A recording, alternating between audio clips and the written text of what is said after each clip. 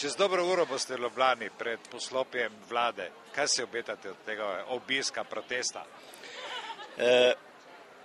Kaj se obetamo? Obetamo se vse tisto, kar je že bilo povedano, ne vem kolikokrat.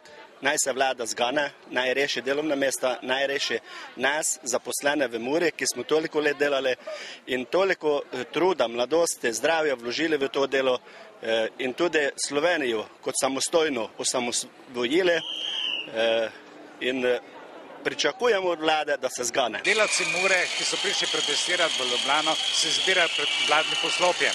Po besedah Dušana Semoliča vladnega poslopja ne bodo prestopili. Pa kaj se vam zdi pametno, da ni prišel nihče od vlade niti na okno pogledati, kaj se dogaja?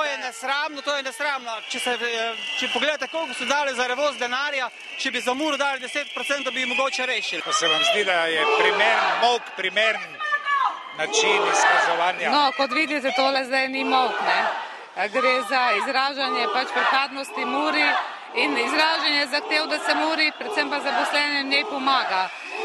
Molk kot takšen, mislim, da tudi ni ta pravi način, je pa prav, da ni nekih velikih govorov, temveč, da se spontano izražajo občutja. Današnji zbor v Ljubljani, kaj bi? Torej, zdaj gre za tudi tokrat za izjemno resno opozorilo politikom, vladi in lastnikov tovarne, da naj za božjo voljo pridejo za rešitvijo Mure, z rešitvijo čim več delovnih mest, z rešitvijo, ki bi obvarovala revščino družine delavk in delavcev Mure. Pred 2 dnevama ste bili dokaj ostri v Murski Soboti.